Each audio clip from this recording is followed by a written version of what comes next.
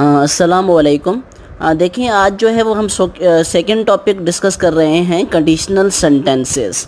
अब conditional sentences कौन से जुमले होते हैं? शर्त वाले जुमले, जिसमें कोई शर्त रखी जाती है। मिसाल के तौर पर जैसे कि अगर आप पढ़ाई करेंगे तो आप पास हो पाएंगे, हो जाएंगे। अब इसमें एक शर्त रखी गई कि अगर आप मेहनत करेंगे तो ऐसा होगा, जब तक आप पढ़ाई नहीं करेंगे तब तक आपका सिलेक्शन नहीं होगा। अनलेस कंडीशन इसमें आ गई, जब तक ऐसा नहीं होगा तब तक वैसा नहीं होगा। वैन का एक जो है ना एक ज़िक्र आ गया, तो जिसमें एक शर्तिया जुमले जो हैं उन्हें हम कंडीशनल सेंटेंस कहते हैं। बहुत ही इजी हैं, आप थोड़ा सा देखिएगा। बच्चों को ये टॉपिक पिछले लेक्चर्स में जो है वो थोड़ा सा मैंने जो है वो सेंड कर दिया था, बच्चों को समझ नहीं आ रहा था। बाय द वे मैं अभी थोड़ा सा बता रहा हूँ इस टॉपिक के बारे में, तो इंशाल्लाह अज़्ज़ा वजल ये समझ आ जाएगा। देन उसके बाद देखें रूल नंबर, आप एक रूल इसका याद कर लें कि इसके अंदर कभी भी फ्यूचर जो है ना, फ्यूचर वो नहीं होगा। शुरू वाले में जो है ना वो फ्यूचर का इस्तेमाल होगा ही नहीं, फ्यूचर तो इसमें आएगा ही नहीं। ये रूल आप एक याद रखिएगा, फ्यूचर तो शुरू में होगा ही नहीं। अब वो कैसे, आगे हम देखते हैं।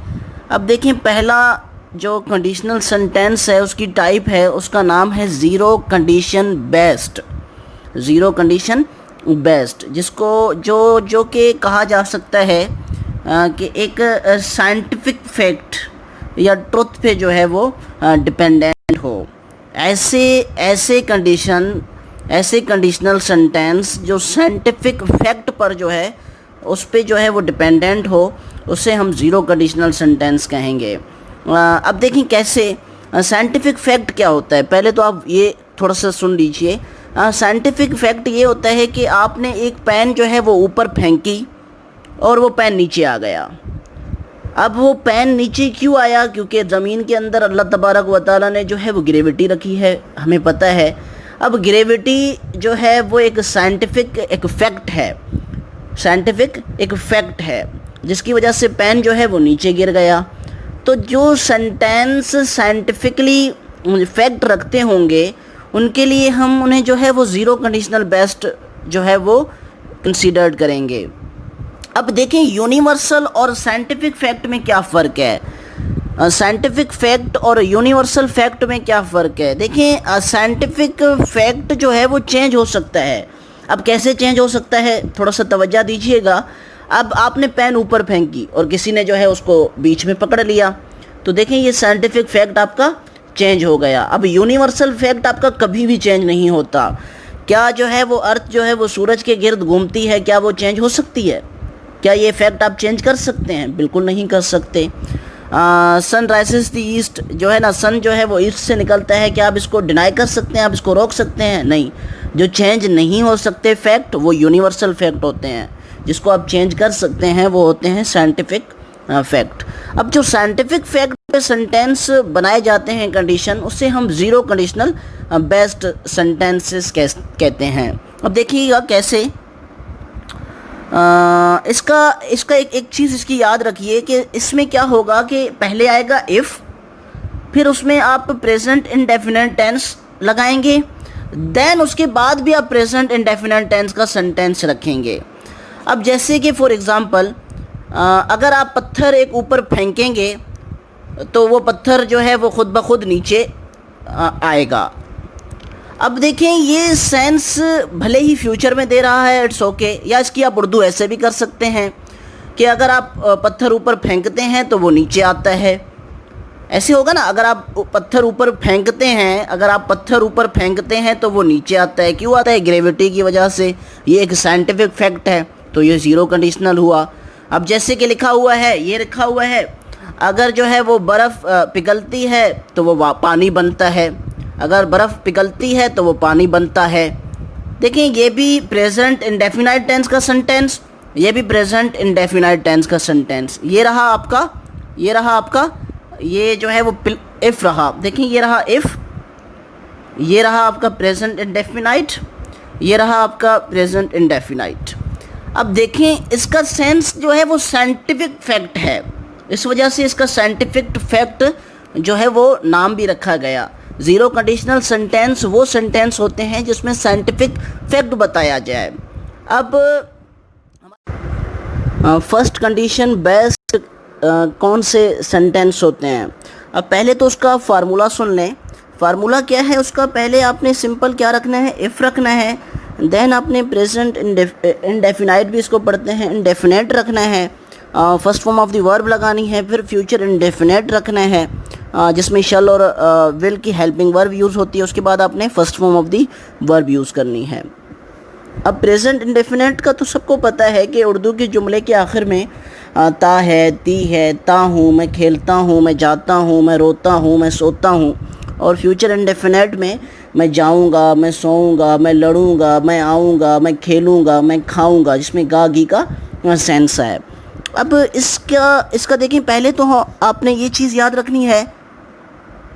देन उसके बाद इसकी एग्जांपल देखें। हमने सिंपल क्या रखा, इफ़ लगा दिया, इफ़। अब फिर उसके बाद हमने प्रेजेंट इंडेफिनाइट या इंडेफिनेट टेंस इस्तेमाल किया, you start reading newspaper regularly.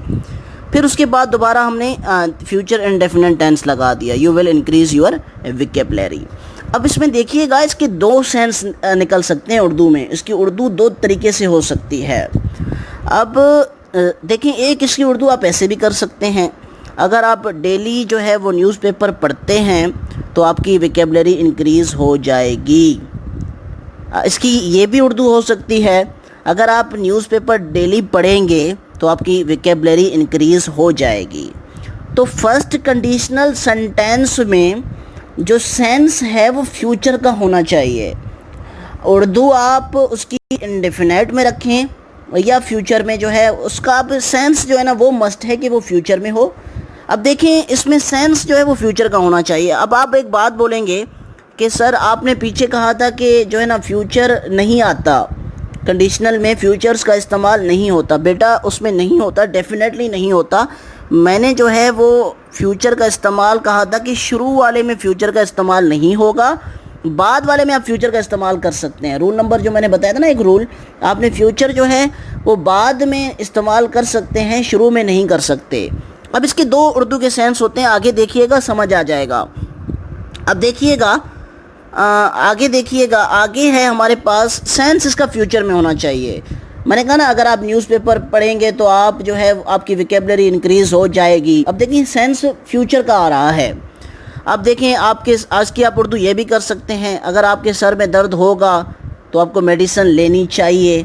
अब देखें, ये चाहिए का सेंस, उसने अभी तक मेडिसिन ली नहीं है, मेडिसिन ली नहीं। इसकी आप उर्दू ये भी कर सकते हैं, अगर आपके सर में दर्द होता है तो आपको मेडिसिन लेनी चाहिए। मीन कि अब देखिए, उसने ली नहीं है मेडिसिन, अब उसको मीन के चाहिए, मेडिसिन लेनी चाहिए, फ्यूचर का सेंस आ रहा है।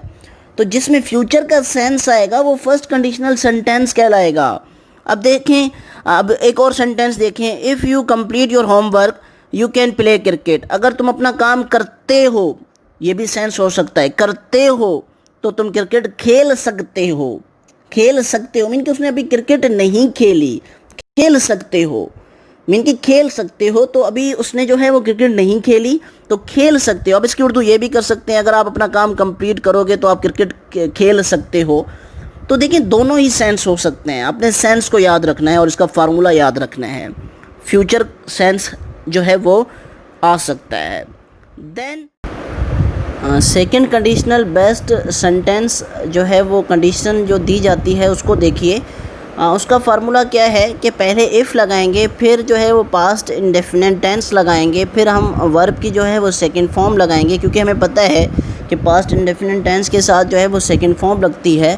फिर हम वर्ड और फर्स्ट फॉर्म का यूज़ कर देंगे। अब देखें कैसे, अब वही सेंटेंस में उठा रहा हूँ, इफ़ यू स्टार्टेड। अब देखें, ये पास्ट इंडेफिनेट टेंस का सेंटेंस है। If you started reading newspaper regularly, अगर तुम न्यूज़पेपर जो है वो पढ़ना डेली स्टार्ट करते, you would increase your vocabulary, तो आपकी वोकैबुलरी इंक्रीज़ हो जाती।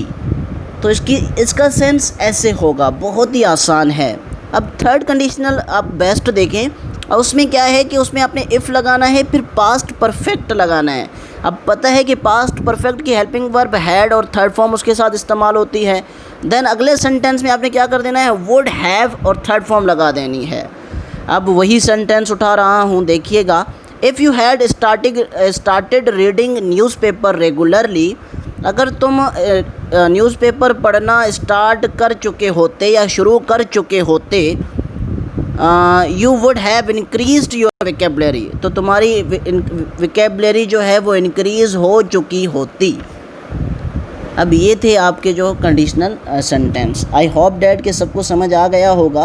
अगर किसी बच्चे को फिर भी थोड़ी सी परेशानी है तो वो इंडिविजुअली मुझे मैसेज करके जो है वो बता सकता है, तो उसका जो भी उसको जो है वो प्रॉब्लम हो रही होगी तो इंशाल्लाह उसको जो है हल करने की कोशिश करेंगे। दुआ में याद रखिएगा, अपना बहुत सारा ख्याल रखिएगा। ओके, अल्लाह हाफिज़।